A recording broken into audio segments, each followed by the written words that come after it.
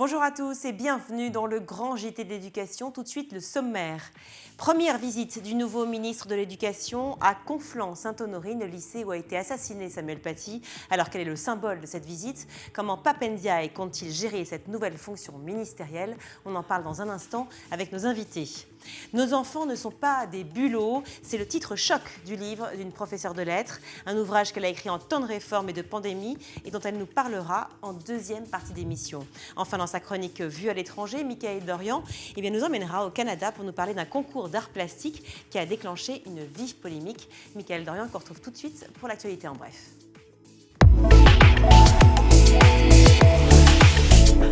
Pape Ndiaye qui a fait sa première visite en tant que ministre de l'Éducation au collège où a été assassiné Samuel Paty le 16 octobre 2020. Une visite surprise, puisque le collège a été prévenu aux alentours de 12h30 pour une arrivée du ministre au moment de la récréation de 15h. Pape Ndiaye qui a rencontré des élèves et des professeurs, parmi eux Mathias qui enseigne l'anglais. Écoutez. On peut dire que le contact a vraiment été bon. De l'impression que j'ai eue, il y avait beaucoup d'émotions. Il était très ému d'être ici et il a dit j'ai l'impression de connaître ce collège avec ce qui s'était passé en fait. Et il a parlé un peu de Samuel Paty. Il disait que comme c'était un historien, il s'identifiait quand même à lui. Vraiment, il était au bord des larmes et nous aussi d'ailleurs. Je trouve que c'est symbolique en fait que sa première visite soit dans notre établissement. Ça m'a beaucoup touché, ouais. C'est vrai que c'est un geste fort de venir dès sa prise de fonction ici pour dire qu'il est avec nous et j'espère qu'on le reverra et qu'on puisse aussi continuer de se reconstruire comme on le fait. Voilà, Mathias, professeur d'anglais au collège du Bois d'Aulne, interrogé par nos confrères de France Inter, Pape Ndiaye qui a expliqué qu'il avait souhaité faire sa première visite après le premier conseil des ministres dans ce collège-là qu'il, je cite, ne connaissait pas, mais qu'il connaissait à beaucoup d'égards. Il a également promis qu'il reviendrait pour parler cette fois de questions plus professionnelles. C'est un au revoir et un à bientôt, a-t-il conclu. Dans l'actualité également, une étude menée par UNSA Éducation auprès de 43 000 enseignants. Avec 3 mots qui reviennent tout au long de cette étude, fatigue, colère, déprime, on apprend que seulement 22% des enseignants interrogés se disent prêts aujourd'hui à conseiller leur métier à un jeune, c'est peu. Un point positif tout de même, ils sont 92% à dire qu'ils aiment leur métier. Et puis on en avait parlé, l'Académie de Versailles recrute et le message publié la semaine dernière par la rectrice a eu son effet. Oui, et face à la très forte demande d'inscription, de nouveaux créneaux sont désormais ouverts pour les journées du recrutement de l'Académie de Versailles, ces fameux job dating dont nous avions parlé. Dans les Yvelines, ce sera le lundi 30 mai, dans le Val d'Oise, le mardi 31, le 2 juin dans l'Essonne et le 3 juin dans les Hauts-de-Seine. Merci Mickaël. Comment se sont déroulés les premiers pas de Pape Ndiaye en tant que ministre de l'Éducation nationale? On décrypte tout cela dans la question du jour.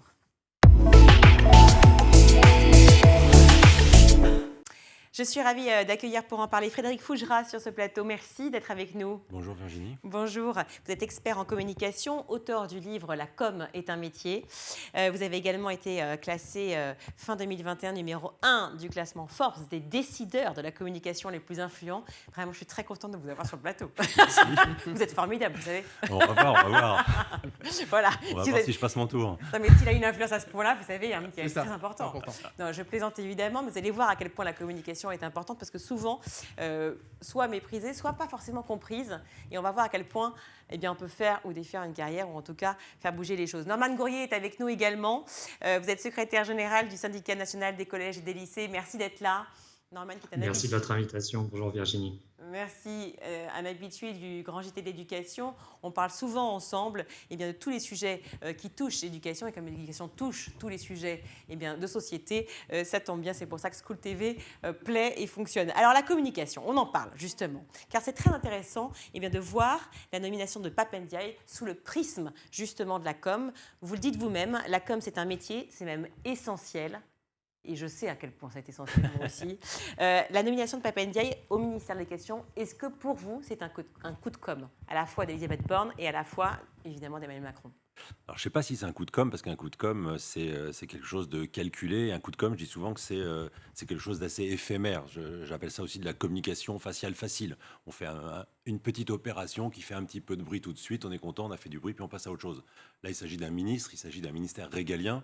Il est supposé durer, il est supposé entreprendre un nouveau virage dans la politique d'éducation nationale et ce second mandat du président de la République. Donc, un coup de com', peut-être pas, mais c'est une peut-être une belle opération de com, ou assurément une opération de com quand même, belle ou pas, suivant l'angle de ceux qui vont la commenter. Une opération de communication, car effectivement, si on croit, en tout cas, tous les articles sont sortis là-dessus, Jean-Michel Blanquer pendant 5 ans, aujourd'hui Pape Ndiaye, qui sont deux visions différentes. Donc une communication dans le sens où Emmanuel Macron et Elisabeth Borne auraient voulu marquer la différence par rapport au premier quinquennat.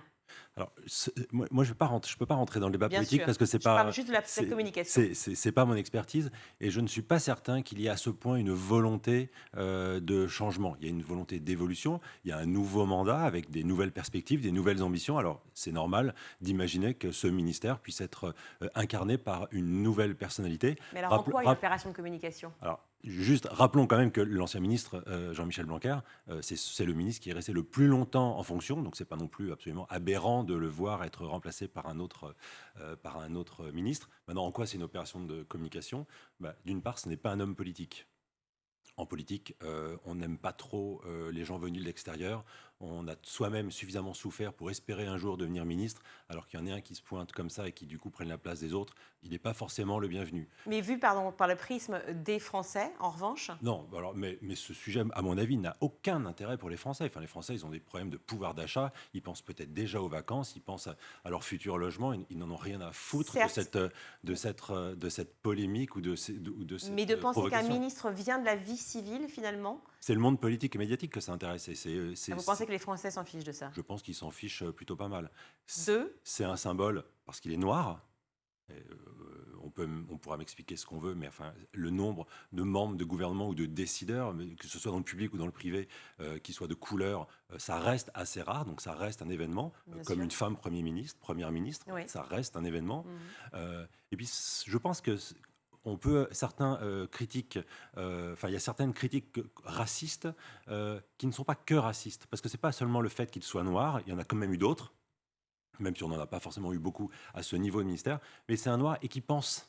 Il est brillant, il a des idées, il a écrit sur la condition des Noirs, et là ça commence à en inquiéter certains, parce qu'il aurait un avis, et du coup il pourrait répandre son avis, et comme tout intellectuel ou comme tout homme brillant, souvent on préfère qu'il soit assez discret ou qu'il reste muet. Dans ce cas-là, il ne dérange pas, à partir du moment où on les place sur le devant de la scène. Alors là, ça devient un peu plus gênant pour certains, les gens, certains qui n'ont pas envie de voir toute cette diversité ou toute cette pluralité dans le personnel politique. Et dans ce sens-là, c'est un coup de com', parce qu'évidemment, il y a une forme de provocation en l'ayant nommé. Et oui, c'est quand même inquiétant de parler de provocation juste par une nomination, effectivement, d'un personnage de couleur à un poste de ministre. Qu'en pensez-vous, de votre côté, Norman Gourrier, sur l'aspect, justement, de marquer une vraie différence entre le premier quinquennat et le deuxième quinquennat, entre Jean-Michel Blanquer et, évidemment, Pape Ndiaye? Alors, à mon tour, moi je ne suis pas expert de communication, mais je peux me permettre de donner un avis là-dessus. Il y avait sans doute un signal qui était attendu de la part des enseignants après 5 ans de direction assez solitaire et plutôt brutale de Jean-Michel Blanquer.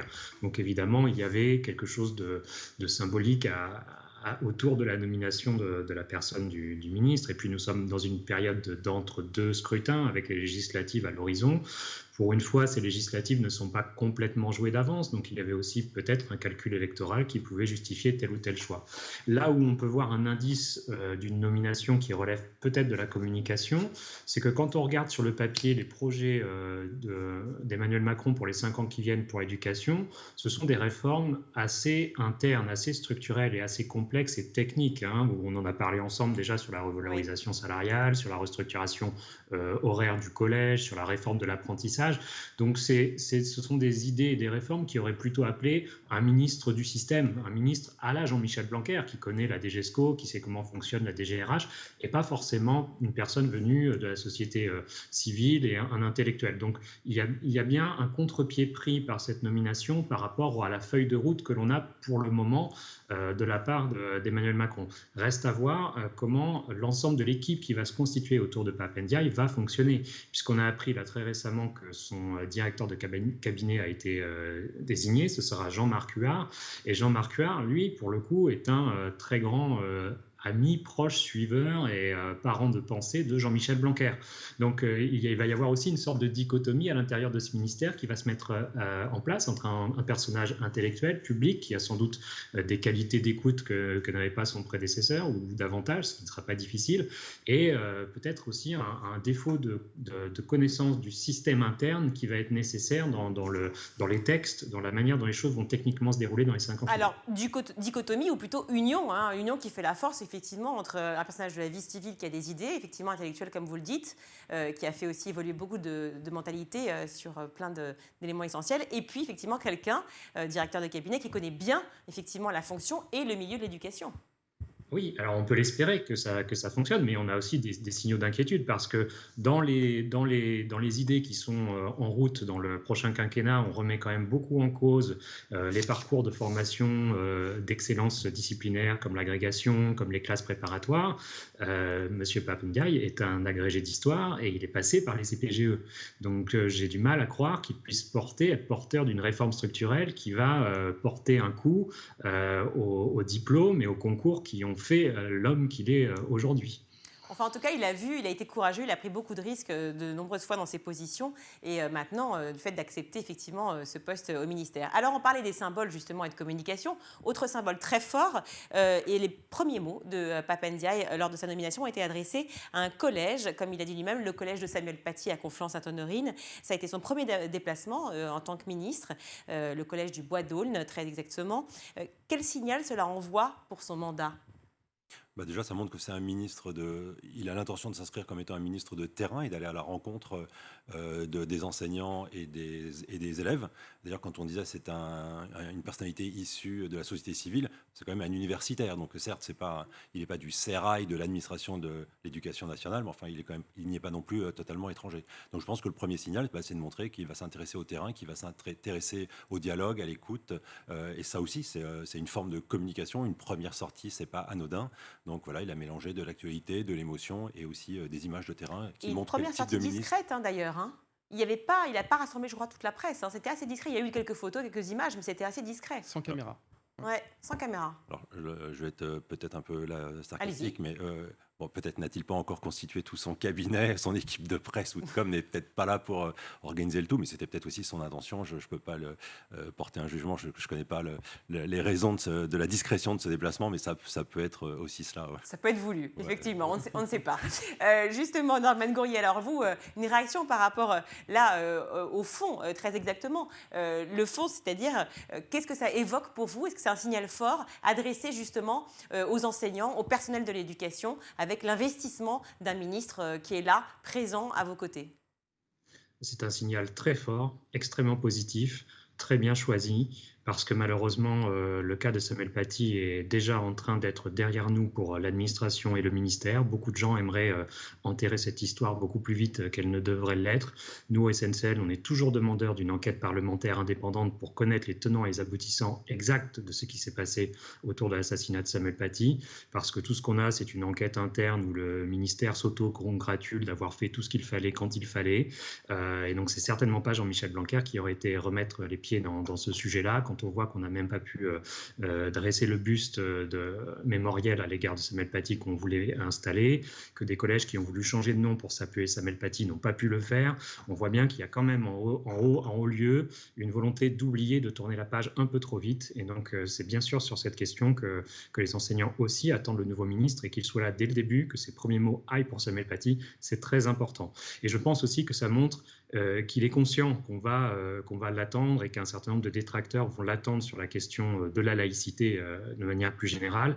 Et donc, c'est pour nous aussi, au SNCL, c'est très important de pouvoir le rencontrer très rapidement. On va envoyer notre demande d'entrevue dans la semaine et pouvoir lui présenter nos préconisations sur la laïcité pour être sûr qu'il est là en tant que ministre républicain pour défendre la laïcité à la française. Quand on l'a reçu, on a eu la chance de le recevoir il n'y a pas si longtemps, Pap Ndiaye, sur ce plateau, on avait longuement justement évoqué cela, les principes de laïcité, les principes de république. On a vu les critiques qui sont sorties tout de suite après sa nomination, ça a été terrible. Donc indigéniste pour Marine Le Pen, anti-républicain pour d'autres, anti-flic et militant raciste pour Jordan Bardella, un homme qui veut déconstruire l'histoire de France pour Éric Zemmour. Les critiques ont été absolument monstrueuse, teintée de racisme partout. Et vous l'évoquiez il y a un instant. Est-ce que c'est encore ça aussi la France d'aujourd'hui? Et la France finalement qui accepte ses ministres, mais avec toujours une sorte avec perte et fracas, avec haine, avec un côté militant. Je n'imagine pas que ce soit la France d'aujourd'hui, mais c'est une partie de la France d'aujourd'hui. Voilà, ce ministre n'est pas comme les autres et donc il n'a pas le même traitement que les autres. Et puis vous noterez, toute la France est devenue scientifique à l'apparition d'une pandémie. Bien, maintenant, tout le monde connaît en fait l'œuvre, la pensée, les écrits de Pape Ndiaye. Je ne suis pas certain que beaucoup aient lu ni ses livres ni ses déclarations, mais déjà tout le monde sait les commenter. C'est assez inquiétant parce que ça va surtout dans une seule direction, et qui est celle d'un racisme latent ou caché. Et oui. Nous recevions hier Rodrigo Arenas, qui est donc candidat pour... alors, je ne sais pas comment vous dites d'ailleurs. Vous dites la NUPES, la NUPS, la NUPS la comment NUPS, vous je ne suis pas candidat. Je ne suis pas candidat aux élections législatives. Mais quand vous parlez de ce mouvement... J'entends NUPES, moi. NUPES, alors voilà, on va dire NUPES, parce que moi je ne sais plus comment dit-on. Chacun y va de son avis. Mais même eux ne savent pas. Il faudrait quand même qu'ils fassent des efforts sur les noms, parce qu'entre NUPES, Renaissance, etc., c'est plus possible. Enfin, ça aussi, c'est de la communication. Candidat donc NUPES aux législatives, on se demandait finalement à quelle fin Pape Ndiaye aussi avait été nommé. Est-ce clairement un message adressé aussi à la gauche, puisque Jean-Luc Mélenchon était très fort évidemment aux élections législatives, l'extrême droite aussi bien sûr, mais l'extrême gauche. Est-ce que c'est aussi une manœuvre politique ? C'est une manœuvre politique. Le mot manœuvre a une connotation négative, donc je ne suis pas certain que ce soit une manœuvre, mais la composition de ce gouvernement montre bien une recherche d'équilibre entre l'ancienne gauche et l'ancienne droite, parce que parler de gauche et de droite aujourd'hui, je ne suis pas certain que ça reste ou ça garde beaucoup de sens, notamment pour les Français. Maintenant, il y a le centre et les extrêmes, donc encore c'est bien une simple. fois, pour les politiques et les médias, ça a du sens, parce qu'on se réfère à des vieilles données, mais aujourd'hui, le Français, il faut effectivement plutôt un extrême centre et puis des extrêmes de chaque côté. Mais pour répondre à votre question, oui, ça participe à une forme d'équilibre, et ce ministère revient plutôt à une personnalité que l'on considère issue de la gauche, qui s'est manifestement bien présenté comme un homme de gauche. Alors, Pape Ndiaye est également un pur produit de la méritocratie. Il l'a dit lui-même d'ailleurs dans son discours. Est-ce que c'est bon aussi au niveau com ? C'est excellent au niveau communication. On a quand même rarement des élus qui sont d'abord qui viennent des classes populaires, qui ont le parcours qu'a Pape Ndiaye, et c'est bien de le rappeler, parce qu'il n'y a pas que des énarques, il n'y a pas que des gens qui sont favorisés dès la naissance pour ensuite accéder à des responsabilités, à la gouvernance, aux affaires. Donc je trouve que c'est excellent en termes de communication. Donc là, autant pour le président de la République, la première ministre, que même pour le personnel de l'éducation nationale ou pour les parents, de montrer que l'ascenseur social, il existe pour tout le monde. Il peut même exister pour un ministère régalien et pour celui qui devient le ministre de l'Éducation nationale. Vous nous disiez tout à l'heure qu'un coup de com', c'était éphémère. Est-ce qu'on peut imaginer que cette nomination soit éphémère et qu'aux législatives, on change de ministre de l'Éducation nationale ? En fait, on peut tout imaginer, et à ce moment-là, si c'est le cas, on pourra dire que ça n'aura été qu'un coup de com'. Maintenant, si dans la durée, il est toujours là, ça montrera que ce n'était pas un coup de com'. Mais une opération de communication, ça y est. Une opération. C'est bon, j'ai bon ou pas ? Non, mais une polémique choisie, décidée, réfléchie certainement. Je pense que le président de la République sait parfaitement ce qu'il a fait, mais pas nécessairement pour faire un coup de com', donc éphémère, mais pour essayer de transformer les choses, peut-être participer à transformer les mentalités, et puis peut-être inscrire cette nomination dans de la normalité. En ça sera une très bonne communication, en tout cas de mon point de vue. Alors justement, une réaction de Norman Gourrier, on parle de normalité, on parle de méritocratie. Est-ce que c'était important aussi d'avoir un ministre de l'Éducation qui soit dans ces rangs-là, côté populaire ? Oui, parce que de toute façon, ça fait assez longtemps qu'on a une méfiance qui s'est installée dans le pays à l'égard des technocrates. Donc, à partir du moment où une personne n'est pas issue de ce cercle-là, elle a plutôt un a priori favorable, en tout cas chez les enseignants, qui se souviennent encore des ministres passés de manière douloureuse. Et puis, Pape Ndiaye est connu aussi pour être une personne diplomate et d'écoute. Donc, c'était aussi une attente et une demande des enseignants. Donc, à ce titre-là, oui, sa désignation peut être une manière de regagner leur électorat, et je pense qu'à La République En Marche, on était entre ce dilemme de désigner des guest stars et avoir un casting séduisant pour législatives, mais après il faut gouverner sur le long terme, et on ne peut pas non plus changer 90% des ministres après les législatives, parce qu'il y a un impact aussi sur l'image, sur la cohérence de la ligne.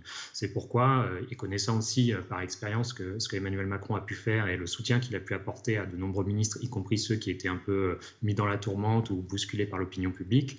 Je pense qu'il a plutôt un profil à rester, à quelqu'un qui sera soutenu par le président de la République sur le long terme et qui va effectivement tenter de mener les réformes en ayant sans doute l'appui d'un cabinet plus technique pour les points de structuration interne des réformes.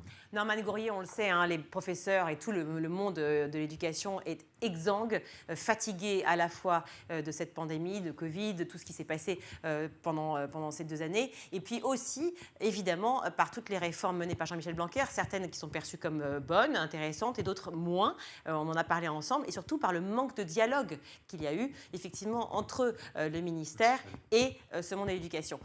Comment, vous parliez de dialogue à l'instant, comment on peut espérer que ce dialogue se fasse de manière très rapide, parce que finalement, au mieux, il a 5 ans pour pouvoir tout changer. Alors, le simple fait de recevoir les syndicats serait déjà un mieux par rapport à Jean-Michel Blanquer, parce qu'il faut rappeler que sur les 2 dernières années du mandat, les rencontres bilatérales ou multilatérales étaient impossibles avec le ministère. Donc le simple fait de réintroduire du dialogue social, ça sera déjà mieux. Donc je ne doute pas que très rapidement le ministre va convoquer les différents syndicats pour une réunion multilatérale. Il répondra ou il ne répondra pas aux demandes bilatérales comme celle du SNCL dans les semaines qui viennent. C'est là aussi qu'on va le juger. Est-ce que la porte sera ouverte ou pas?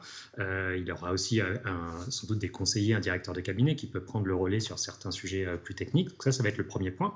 Et puis vous savez qu'en décembre prochain, il y a les élections professionnelles pour les syndicats, avec des règles qui ont complètement changé dans la représentation des syndicats et dans la représentation du dialogue social.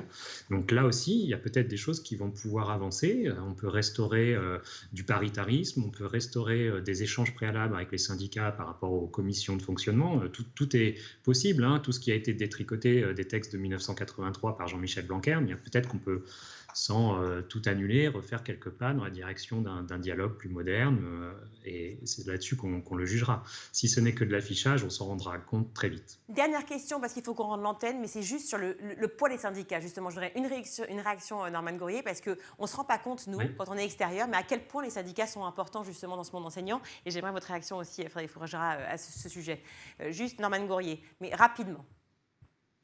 C'est-à-dire que sur les 10 dernières années, depuis le gouvernement Hollande, toutes les structures consultatives où siègent les syndicats prennent des décisions, votent, mais les différents ministres, ça avait commencé avec Manuel Valls, décident d'aller outre le vote des syndicats. Donc à partir du moment où effectivement on ne tient plus compte des résultats de vote, notre pouvoir consultatif a été réduit à peu de choses, alors qu'on a une connaissance du terrain et qui permet d'affiner les dossiers. Donc, là-dessus, on a énormément reculé. Et jusqu'à la loi de transformation fonction publique, on était associé aussi aux préparations des actes préliminaires de promotion des collègues, de mutation des collègues, de tous les mouvements de carrière. Donc on pouvait repérer les erreurs, intervenir, défendre des dossiers qui nous semblaient injustement traités. Maintenant, tout est passé à la moulinette d'algorithmes et d'ordinateurs qui décident à la place des gens, et on n'a plus accès, depuis Jean-Michel Blanquer, on ne peut plus voir les éléments de barème qui permettent aux ordinateurs de décider. Tout se fait dans l'obscurité. Juste, pardon, je vous coupe parce que j'ai besoin de rendre l'antenne, mais je voudrais juste une réaction de Frédéric Fougera à ce sujet, sur le poids des syndicats, justement. Je pense que le poids des syndicats est important. Ils participent aussi à la réussite de la politique du ministère de l'Éducation.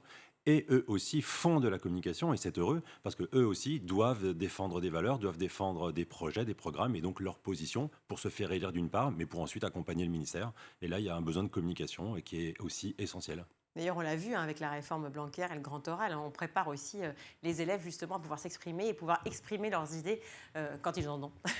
Merci à tous les deux d'avoir été... Petite dernière chose, si je peux me permettre. Vous savez que Emmanuel Macron a promis des échanges avec tous les enseignants, les familles et les élèves en début de mandat pour préparer l'école de demain. Et donc, c'est aussi comment ces échanges vont se passer avec le ministre, si on nous écoute vraiment et si ce sont des choses qui sont vraiment libres de parole ou pas. C'est ça qui fera aussi la différence. Justement. On fera le point ensemble sur ce plateau, ensemble, Norman. Vous viendrez en plateau cette fois-ci pour évoquer tout ça. Merci d'avoir été avec nous. Je rappelle que vous êtes secrétaire général du syndicat national des collèges et des lycées. Frédéric Fougera, merci également d'avoir été avec nous. C'est passionnant de pouvoir parler justement de communication. Je rappelle, je vais y arriver, que vous êtes expert donc, en communication, auteur de l'ouvrage « La com est un métier ». Et puis je le redis quand même, parce que ça fait du bien de se le dire. Oh là là, classé fin 2021, numéro 1 du classement Forbes des décideurs de la communication les plus influents. Aïe, aïe, aïe. Allez, on marque une courte pause et on revient dans un instant.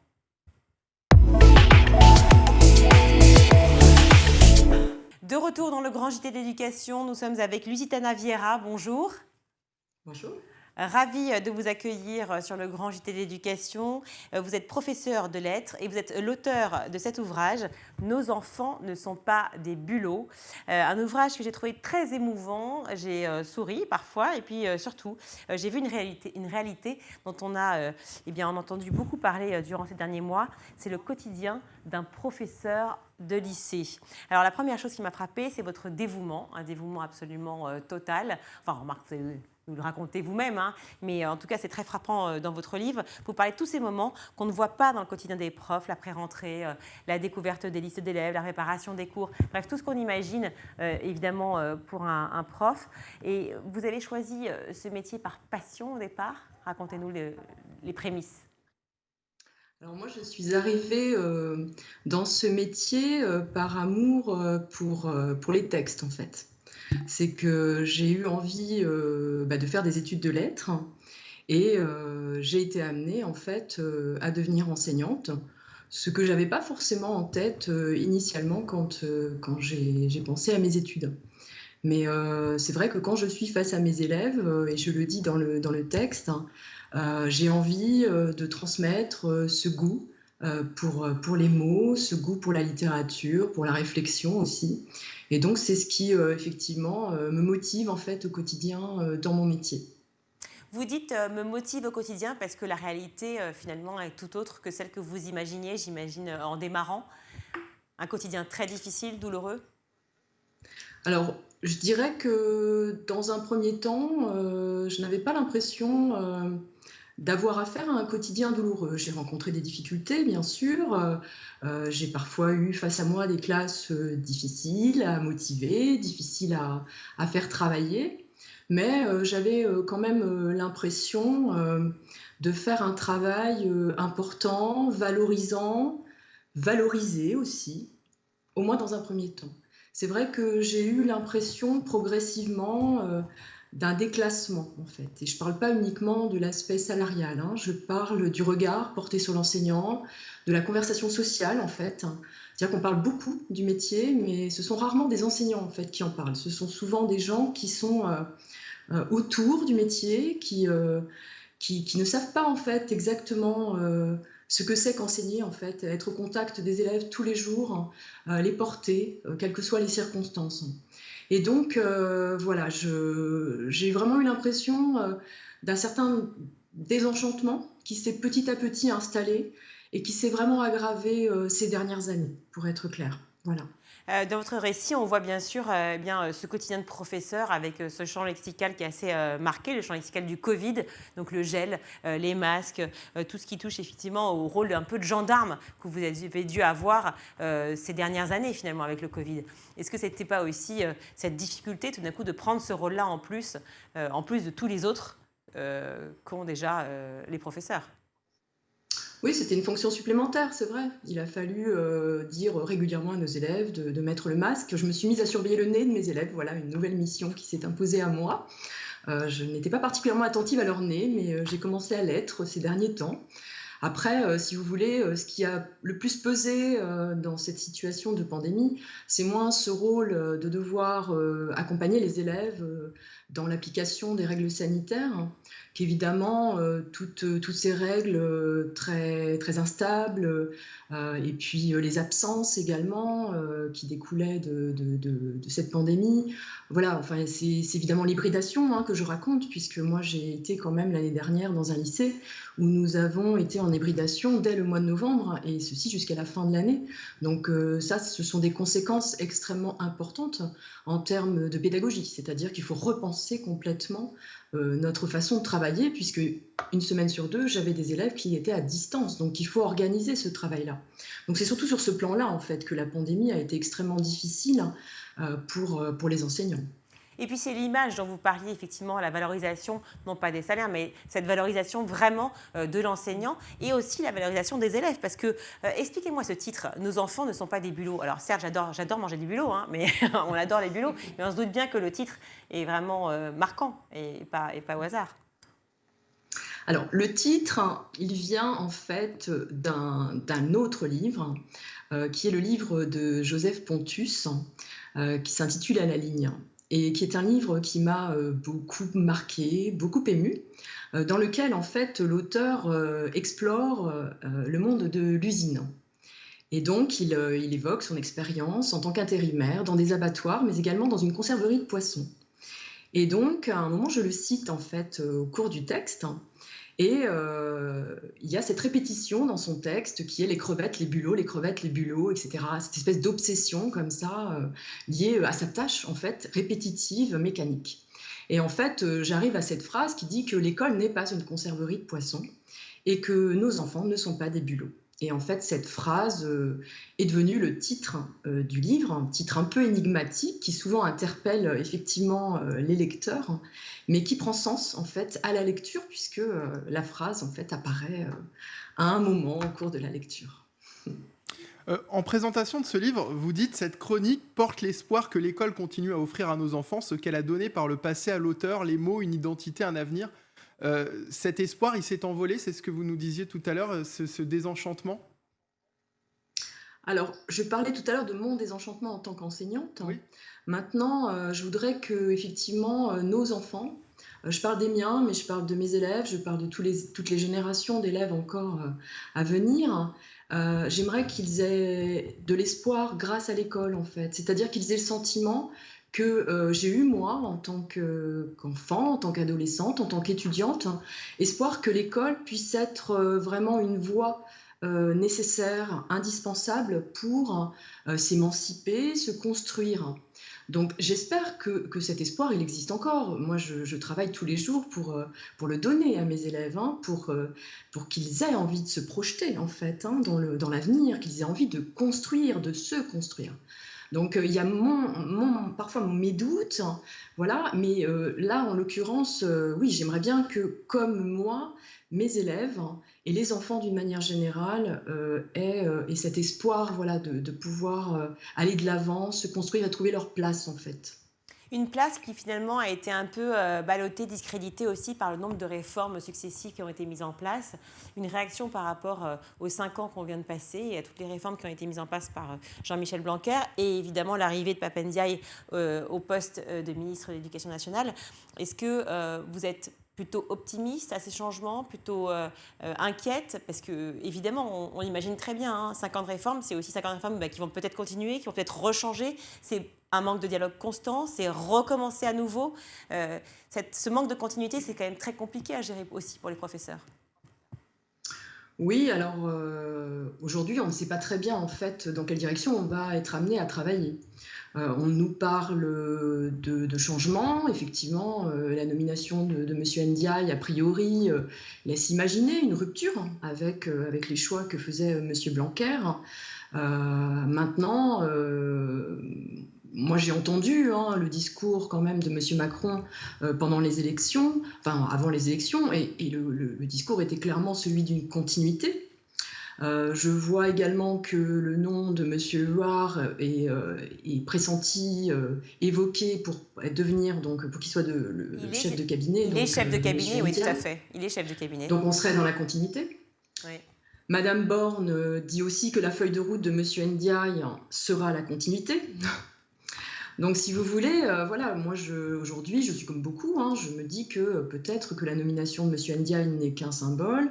Maintenant, évidemment, j'ose espérer quand même quelque chose qui pourrait être de l'ordre de la rupture, quitte à reconstruire des choses, parce que la réforme du lycée, à mes yeux, n'est pas une bonne réforme.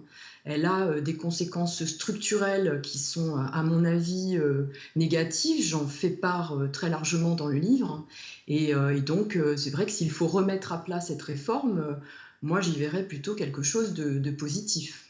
Positif, et je vous conseille de lire évidemment le livre de Lusitana Viera, Nos enfants ne sont pas des bulots, parce que c'est un livre à la fois effectivement extrêmement touchant, mais en plus qui est un message aussi d'espoir pour les années à venir. On vous souhaite le meilleur. Merci d'avoir été avec nous. Je rappelle que vous êtes professeur de lettres. Dans quel lycée, collège vous êtes professeur de lettres? Alors je travaille dans un lycée de Blois. Voilà, à Blois. Merci. Merci beaucoup d'avoir été avec nous, Lusitana Viera. Tout de suite, c'est l'heure de la chronique de Michaël Dorian. Il est avec nous. Michael, au Canada, une école a fait scandale en raison d'un concours d'art plastique. Expliquez-nous. Scandale, oui, dans une école catholique de l'Ontario, la St. Patrick Catholic Elementary School, pardonnez-moi pour cet accent, un enseignant de 8e année, ça correspond à la 4e chez nous, a fait une demande particulière à ses élèves. Il leur a demandé, dans le cadre d'un concours d'art plastique, de créer des pancartes anti-avortement dans le but de filer un coup de main à un organisme pro-vie. On est d'accord, c'est étrange de demander ça à des élèves. Les pancartes doivent entre autres contenir la phrase suivante: les bébés qui ne sont pas encore nés comptent. Et les parents ont réagi, j'imagine ? Évidemment, ce concours a créé un véritable tollé chez les parents d'élèves. Une maman, Rachel Lynn Dixon, déplore notamment qu'un projet mené par un groupe aux positions extrêmes soit proposé aux élèves. Interviewée par la chaîne CBC, elle a déclaré « Ils n'en ont pas parlé aux parents et ne donnent pas aux enfants le moindre aperçu de la position opposée concernant cette question ». Elle reproche donc à l'école de ne pas proposer dans cet exercice aucune contradiction face aux idées anti-IVG. Elle ajoute « On sait quel genre d'images apparaissent lorsqu'on écrit ces mots-clés dans les moteurs de recherche et c'est inapproprié pour des enfants de 13 ans » et pointe également du doigt le fait que c'est une école catholique, mais qu'elle est aussi financée par des fonds publics. Et ça change la donne ou pas ? Oui, ça change la donne, car le problème, c'est que ce devoir ne s'arrête pas aux portes de l'école. En réalité, l'initiative de cet établissement catholique, je le disais, elle s'inscrit dans un concours organisé par le groupe anti-IVG Oxford County Right to Life, un concours qui propose un prix de $150 pour le vainqueur. Donc en plus de recevoir une note pour leur pancarte au sein de l'école, les élèves les présenteront également à ce concours. Selon l'association Abortion Rights Coalition of Canada, qui est une association pour le droit à l'avortement, ce concours est inacceptable. Il s'agit pour eux d'une violation de la liberté de conscience des élèves. Bah oui, on le comprend. Que répond l'école face aux reproches des parents ? Alors toujours selon cette mère, Rachel Lynn Dixon, elle rapporte que le directeur de l'école a dit que les parents qui inscrivent leurs enfants à l'école catholique doivent savoir que c'est ce qui est enseigné et que s'ils ne sont pas d'accord, il vaudrait mieux qu'ils retirent leurs enfants de l'école. Le conseil scolaire a également réagi suite aux différentes plaintes et justifie cette activité en disant que ce sujet fait tout simplement partie du programme de religion et que les élèves apprennent les positions de l'Église catholique sur le caractère sacré de la vie. Marie Van Veen, la fondatrice de l'association qui organise le concours, s'est également exprimée. Voici ce qu'elle a dit. « Nous voyons actuellement se développer une cancel culture via laquelle les gens veulent se débarrasser des personnes avec des valeurs. Nous espérons que les élèves de 5e et de 4e réfléchiront à la vie humaine, s'exprimeront dans l'art et en discuteront à la maison et à l'école. » Tout dépend où on positionne ses valeurs, en fait. C'est ça l'histoire. C'est souvent que des organisations religieuses extérieures interviennent dans ces établissements scolaires. Alors souvent, je ne sais pas, mais en tous les cas, au Canada, c'est pas quelque chose de rare, Virginie, et en particulier sur le sujet de l'interruption volontaire de grossesse. Vous savez qu'en Amérique du Nord, que ce soit au Canada ou aux États-Unis, c'est en ce moment un sujet très controversé en raison de la montée en puissance de mouvements conservateurs. Le problème aussi, c'est que ces interventions dans les écoles sont souvent difficiles à encadrer, car la plupart du temps, elles sont faites à l'initiative individuelle d'un enseignant ou d'un membre de la direction de l'école. Je rappelle que ce n'est pas le cas de toutes les écoles privées catholiques en France, surtout. Merci Michael, effectivement, pour cette information. Allez, c'est l'heure de retrouver Malika Ménard dans Souvenirs d'écoliers. Cette semaine, c'est Michael Jérémias qui s'est confié à elle. Regardez. Si je vous demande un souvenir d'écolier précis à nous partager. C'est quand mon prof de biologie, on était en voyage scolaire en Camargue, et en fait on faisait les fous, mais vraiment les fous. J'étais au collège, donc là j'étais un jeune collégien, et il est entré dans notre chambre où moi j'étais debout sur le lit superposé. Tout le temps debout? Ouais, toujours en train de... Je savais que plus tard il allait m'arriver un truc, donc je voulais vraiment profiter d'être debout le plus longtemps possible. Et bref, je faisais le con, je foutais le bordel dans le dortoir. Je me souviens de ce prof qui était le prof le plus sympa du monde. Je crois qu'il s'appelait M. Fetterman. Et il ouvre la porte et il me voit et on est plein à faire les cons. Mais c'est moi qui regarde. Et à ce moment-là, il m'a attrapé. Il m'a pas fait mal, mais il m'a attrapé. Il a pris mon matelas, il l'a arraché. Et je me souviens de cette nuit où je l'ai passé par terre dans le dortoir des profs. C'était un dortoir de profs. Et en voyage scolaire où j'étais là comme ça, juste avec eux autour. Et c'est un souvenir qui était drôle, et en fait, j'ai vu dans ce regard-là, il fait « J'en peux plus de toi, mais heureusement qu'on a des gamins comme toi qui mettent l'ambiance et qui dynamisent un groupe, même si c'est chiant, même si t'es lourd à la longue. » Et voilà, moi j'ai toujours un rapport... Vous étiez un peu fédérateur alors? Ouais, moi, dans la bêtise. Mais quand vous êtes un peu le drôle de la bande, en général, on aime bien être avec. Après, quand on est prof, j'imagine, quand on doit gérer 30 gamins, c'est compliqué. Mais non, moi j'ai des bons souvenirs globalement avec le corps enseignant. Et puis jusqu'à l'âge de 11-12 ans, jusqu'au début du collège, j'ai plutôt des très bons souvenirs aussi avec mes camarades de classe. Est-ce que le sport, c'était déjà votre matière préférée ? C'était ma matière préférée. En tout cas, c'était la matière dans laquelle j'étais le meilleur. Donc, on a tendance à bien aimer là où on est bon. Oui. Non, mais le sport, moi, ça m'a permis aussi, surtout, d'avoir dans la classe un rapport aux profs et aux élèves qui était plutôt privilégié. C'est-à-dire que moi, j'étais très, très bon petit. Ouais. Jusqu'à l'âge de 10-12 ans, je faisais partie des meilleurs Français en tennis, notamment. Ah oui. Et donc, en fait, j'avais ça toujours... déjà une place énorme, alors. Ça prenait une place importante. Je veux dire, au-delà de l'école, quoi. Bien sûr. Non, et puis, il y avait aussi... quand je partais moi le week-end ou en vacances, je revenais, j'avais gagné des tournois et donc je partageais ça. Et de la part des autres enfants, il y avait pas de l'admiration, mais en tout cas une vraie curiosité. La chance, t'as fait ci, t'as fait ça. Donc ouais, ça a un petit peu conditionné aussi mes années jusqu'au collège. Il y avait une autre matière préférée à côté du sport ? Moi, j'ai toujours adoré l'histoire. Ouais. J'ai toujours adoré l'histoire et les langues. D'ailleurs, c'est ce que j'ai fait plus tard dans mes études, mais j'ai toujours adoré l'histoire et les langues. J'ai une mère qui était prof d'espagnol, une grand-mère qui est espagnole, et donc je me suis lancé là-dedans. Moi, dans ma famille, c'est moitié de ma famille est médecin et moitié de ma famille est prof. Okay. Des profs d'espagnol, des profs de français ou des médecins. Mon père est médecin, ma mère était prof, et voilà. Et donc, ça a toujours été ma matière préférée. Une aversion pour les matières scientifiques. Vous allez y venir. Est-ce qu'il y avait la matière cauchemar ? Les maths. Depuis la 6e, des cours particuliers de maths pour finalement avoir 9 au bac en trichant lamentablement. Mais imaginons sans les cours particuliers. Je pense que j'aurais eu mon bac. J'ai déjà que j'ai eu 10-0-0, donc avec l'indulgence du jury, jamais j'aurais eu mon bac. Non, c'est... je ne sais pas si tu es en réaction. J'ai une mère littéraire, un père scientifique. Mon père, il a fait maths sup, maths spé. Mon grand frère, bac S. Mon petit frère était en première S et passé en terminale L, ce qui est assez rare de faire une passerelle comme ça. Pour montrer qu'on était dans une famille où, quand même, ce qu'on nous racontait, c'est que la voie royale, c'est les sciences. Alors qu'au final, quand on voit ce que je fais ou que mes frères font, on aurait dû il y a bien longtemps... Qu'est-ce qu'ils font ? Mon grand frère, il est entrepreneur social. Mon petit frère, il travaille avec moi sur toutes mes différentes structures. Il est entrepreneur. Tout le monde est engagé, en fait. Ouais, je pense que c'est l'éducation. Moi, j'avais un grand frère altermondialiste à l'époque de José Bové, qui, juste après mon accident, m'a emmené à des contre-sommets européens à Nice. Okay. Donc sur des engagements écologiques, pour plus de justice sociale, justice climatique. Et donc depuis, là, on parle de ça il y a 20 ans, pas aujourd'hui. Aujourd'hui aussi d'actualité. Ouais. Est-ce que vous avez un prof qui vous a marqué ?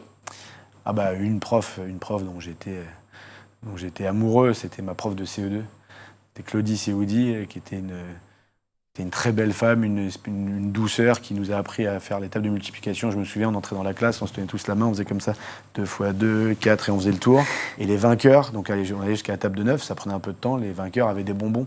Et comme moi, j'étais fou de ça et que je voulais en plus... plaire. CE2, j'avais 8 ans, mais en tout cas lui plaire. Non, mais il y avait vraiment de ça. Je finissais toujours avec les bonbons. Et j'ai appris... fallait continuer comme ça, les maths jusqu'au bout. Mais encore aujourd'hui, les calculs mentaux, il n'y a pas de problème, mais dès qu'il y a eu la notion de problème, vous allez devoir résoudre un problème. Mais je veux pas de problème, moi. Je suis heureux dans la vie, laissez-moi tranquille. C'est l'intitulé qui n'allait pas, en fait. Je pense que c'est ça qui pêchait. Non, mais c'est quelqu'un que j'ai toujours adoré, que j'avais recroisé un peu plus tard et qui est décédé il y a quelques années. Mais ouais, c'est quelqu'un dont je garde un souvenir très tendre.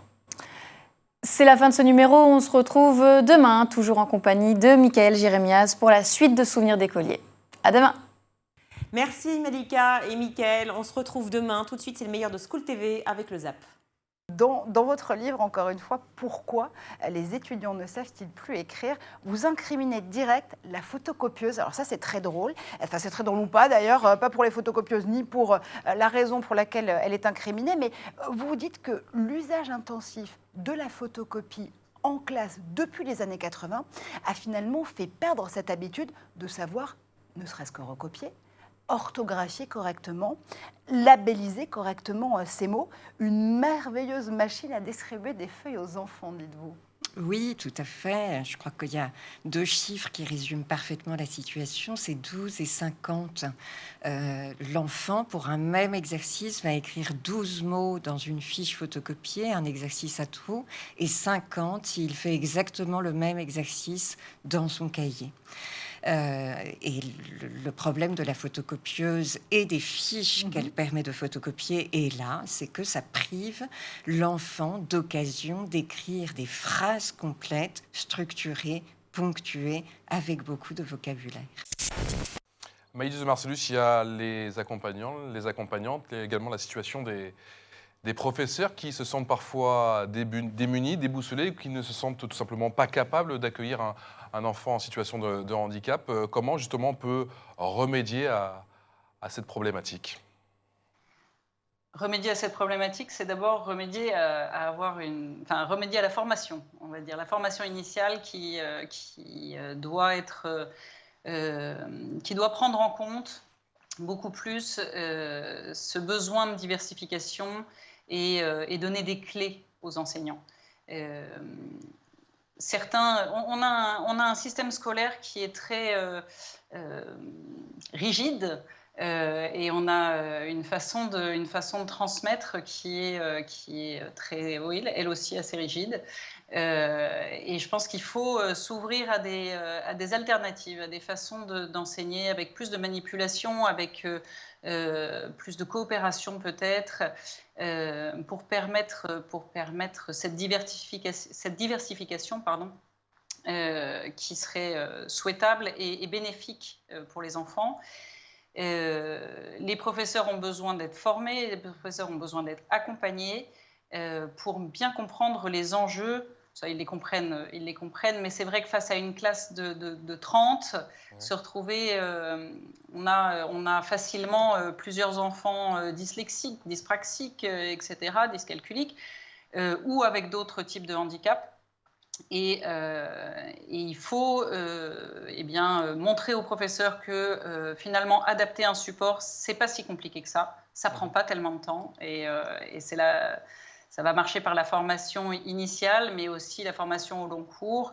Et comme je vous l'expliquais, comme je vous l'évoquais tout à l'heure, le fait d'avoir des enseignants ressources dans les établissements permet cette communication plus régulière. Récré avec une maman extrêmement organisée. Très organisée. Et lorsque l'on est parent d'une famille nombreuse, eh bien, la préparation des repas devient un véritable challenge. Regardez.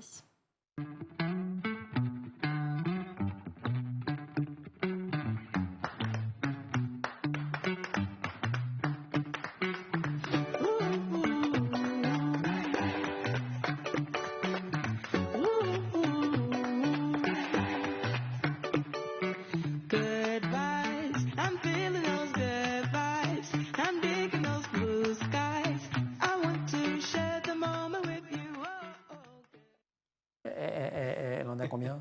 12. On espère que le papa aide quand même un peu, parce que là on voit la maman qui prépare les repas. Vous me regardez d'un air super étrange. J'ai rien fait de mal. Je dis ça comme ça. Non, j'ai aidé. C'est comme bon, ça. j'en ai pas 12 non plus. Est-ce qu'il faut aujourd'hui, après la photocopieuse, accuser les réseaux sociaux de balayer les règles de l'orthographe et de la conjugaison? Qu'est-ce qu'il faut incriminer ensuite? Parce qu'évidemment, cette déperdition de la maîtrise de l'orthographe, elle a suivi les évolutions technologiques et des pédagogies adoptées en classe. Les correcteurs d'orthographe, il faut les bannir. Les SMS, les réseaux sociaux, là aussi, attention, Deniso. Non, je crois qu'il ne faut rien bannir, il faut vivre avec son temps, mais précisément parce que les jeunes utilisent beaucoup ces réseaux sociaux dans lesquels, et c'est tout à fait normal, ils ne s'expriment pas suivant les règles de français, comme ils le font à l'oral aussi, eh bien c'est une raison supplémentaire pour insister sur un écrit bien structuré à l'école. Emmanuel, autre question, dans quelle mesure l'arrivée justement d'un enfant en situation de handicap peut être bénéfique justement pour le quotidien d'une classe? Ça permet d'accepter les différences, aussi bien les leurs que celles de l'élève en situation de handicap. Donc c'est quelque chose de fort. Je sais que mon élève Corentin a été très bien accepté. Ça fait 3 ans que je le suis. Est-ce que vous pouvez justement nous parler de Corentin? Ça fait 3 ans que vous le suivez, c'est ça? Voilà, depuis sa 5e. Là, actuellement, on est en 3e, on prépare le brevet.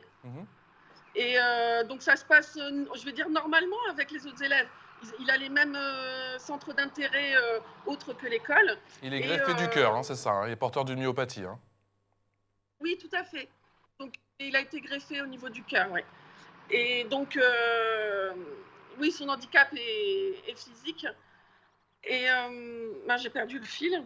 Oui, par rapport aux autres élèves, pardon. Il a les mêmes centres d'intérêt et je dirais les mêmes types de relations. c'est différent avec autisme ou d'autres handicaps. Maëlys de Marcellus, justement, l'arrivée d'un élève, d'un enfant en situation de handicap physique, ça, c'est bénéfique à la fois pour cet élève, mais aussi pour ses camarades. Ça marche dans les deux sens. Ah, c'est une richesse absolue, ça c'est certain.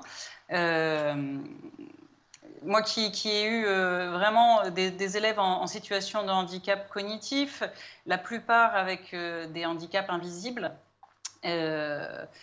ou visibles, enfin certains c'était plus marqué, mais quoi qu'il arrive, ça a toujours été une richesse partagée. Moi j'ai toujours eu à cœur, au moment des réunions de rentrée des parents, de passer dans chaque classe où étaient inclus mes élèves pour présenter cet élève globalement aux parents et permettre la discussion avec leurs enfants, d'ouvrir la discussion avec leurs enfants. Et ensuite, dans un second temps, avec l'accord des élèves et parfois avec eux, on allait les présenter dans leur classe pour exposer leurs difficultés, mais aussi leurs forces. Et on parle bien d'élèves en situation de handicap.